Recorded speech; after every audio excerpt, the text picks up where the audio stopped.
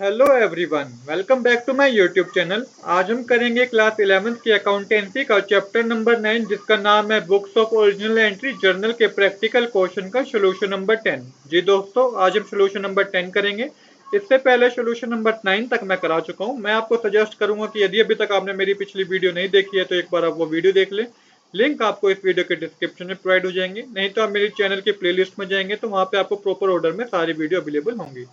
चलिए अब बिना देरी के शुरू करते हैं अपना क्वेश्चन नंबर 9। क्वेश्चन नंबर 10 मैंने ऑलरेडी नोट कर रखा है। तो इन्हीं दो ट्रांजैक्शन की हमें जनरल एंट्री करके दिखानी है। चलिए गोल्डन एंट्री को एक बार समझ लेते हैं, एक बार गोल्डन रूल्स को समझ लेते हैं ताकि आपको जनरल एंट्री करने में कोई प्रॉब्लम ना हो। तो गोल्डन रूल्स कहे गए हैं asset expense drawing purchase sales return losses, ये जब आपके इंक्रीज हो जाए पर्टिकुलर चीज को डेबिट कर दीजिएगा। Asset expense drawing purchase sales return losses ये आपके डिक्रीज हो जाए पर्टिकुलर चीज को आप क्रेडिट कर दीजिएगा। सेम इसी तरीके से कह रखा है गोल्डन रूल में liability income revenue capital sales purchase return income और गेन ये आपके इंक्रीज हो जाए पर्टिकुलर चीज को डेबिट क्रेडिट करना है आपको। Liability income revenue capital sales purchase return और इनकम और गेन ये आपके डिक्रीज हो जाए पर्टिकुलर चीज को आपको डेबिट करना है। दूसरा रूल आपको ये समझना है कि आपको अपने आप को अकाउंटेंट मानना है और एक बिजनेस के पर्सपेक्टिव से सोचना है, तो कभी भी आपको जनरल जनरल एंट्री करने में कोई प्रॉब्लम नहीं आएगी, क्योंकि ऐसा करने से आपको इजीली पता चल जाएगा कि क्या चीज इंक्रीज हो रही है बिजनेस में ट्रांजैक्शन पढ़ के और क्या चीज डिक्रीज हो रही है। चलिए अब शुरू करते हैं अपनी ट्रांजैक्शन नंबर 1 जो कह रही है sold good to Shruti for ₹80,000 at 15% trade discount and 4% cash discount, receive 75 amount immediately up through a check। तो कहा गया है कि सेल हुई है बिजनेस में, श्रुति को सेल हुई है 80,000 रुपीज की और 15% का ट्रेड डिस्काउंट दिया, 4% का कैश डिस्काउंट दिया जब उसने 75 पेमेंट हमें उसी वक्त कर दिए चेक के थ्रू, मतलब चेक के थ्रू उसने पेमेंट की है। अब चलिए इसको एक बार वर्किंग नोट से समझ लेते हैं, वर्किंग नोट के थ्रू इसको समझते हैं।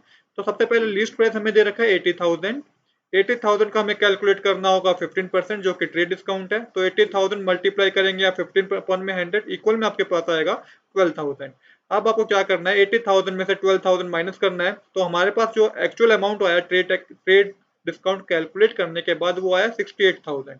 तो ये 68,000 को ही हम अपने अकाउंट से बुक में शो करेंगे, ट्रेड डिस्काउंट की कोई एंट्री पास नहीं करनी होती। अब क्या हुआ कि 75 पेमेंट हमें रिसीव होगी, तो 68,000 का आप 75 पेमेंट परसेंट निकालेंगे जो कि कैलकुलेट करके आएगा 51,000। 51,000 आएगा कैलकुलेट करके 75% 68,000 का। अब आपको क्या करना है, आपको कैश डिस्काउंट कैलकुलेट करना है जो कि 4% दे रखा था। अब वो 51,000 का आपको कैलकुलेट करना है, क्योंकि 70 कैश डिस्काउंट हम तभी देंगे जब हमें पेमेंट रिसीव होगी। तो 51,000 का 4% कैश डिस्काउंट कैलकुलेट कर दिए जो कि आएगा 2040।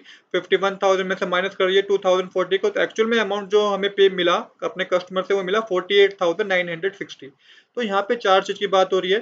पहला तो क्या हुआ कि हमने परचेज बिजनेस में सेल हुई, पहले बिजनेस में सेल हुई, और दूसरा पेमेंट रिसीव हुई, बिजनेस ने डिस्काउंट दिया, और साथ में अभी भी कुछ ऐसा अमाउंट रह गया जो अभी कस्टमर को हमें पे करना है, मतलब कि डेटर को हमें पे करना है। चलिए अब इसकी जनरल एंट्री करते हैं। तो इसकी जनरल एंट्री बनेगी Shruti debit discount allow account debit bank account debit to sales account. तो सबसे पहले अमाउंट में आएगा, सेल्स में आएगा 68,000।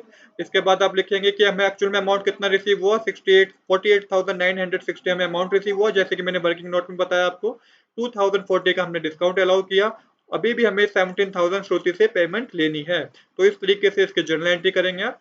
आइए अब करते हैं अपनी नेक्स्ट ट्रांजेक्शन जो कि कह रही है purchase good from Richa for ₹60,000 at 10% trade discount and 5% cash discount. 60% amount paid by cheque immediately, तो 60% हमने पेमेंट इमीडिएटली कर दी है। इसको भी एक वर्किंग नोट के थ्रू समझते हैं। सबसे पहले लिखेंगे लिस्ट प्राइस जो कि 60,000 का, इसका 10% कैलकुलेट कीजिए। 60,000 का 10% कैलकुलेट करके आपके पास आएगा 6,000। 60,000 में से 6,000 माइनस करेंगे तो पता चलेगा आपको कि 54,000 रुपीज की हमने एक्चुअल में पेमेंट करी, एक्चुअल में गुड्स रिसीव किए, परचेज किए। अब 54,000 का 60% कैलकुलेट कीजिए, क्योंकि 60% हमने पे कर दिया है, तो 54,000 का 60% कैलकुलेट करने पे आया 32,400। 32,400 पे हमें 5% कैश डिस्काउंट मिल रहा है, तो 32,400 पे आपको 5% कैश डिस्काउंट भी कैलकुलेट करना होगा जो एक्चुअल में आएगा 1,690। अब 32,400 में से माइनस कर दीजिए 1,620, तो एक्चुअल में जो हमने पेमेंट करी करी है वो करिए 30,780 की। तो इसको एंट्री को भी सिंपल उसके अपोजिट है, जो पहले एंट्री किया उसके अपोजिट एंट्री होगी। इसमें आप लिखेंगे purchase account debit to discount receive account to bank account to श्रुति।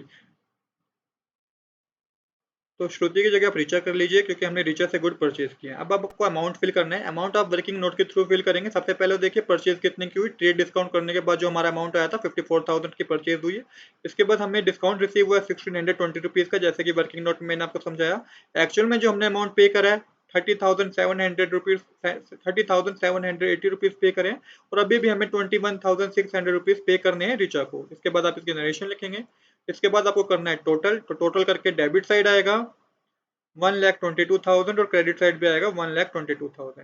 यहाँ पे हमने बैंक का जनरल एंट्री में बैंक का यूज क्यों किया, क्योंकि चेक के थ्रू पेमेंट की है, इसलिए हमको बैंक का यूज करना है। दोस्तों आज के लिए इतना ही। I hope you like this video. If you like this video please do subscribe this channel. Thanks for watching.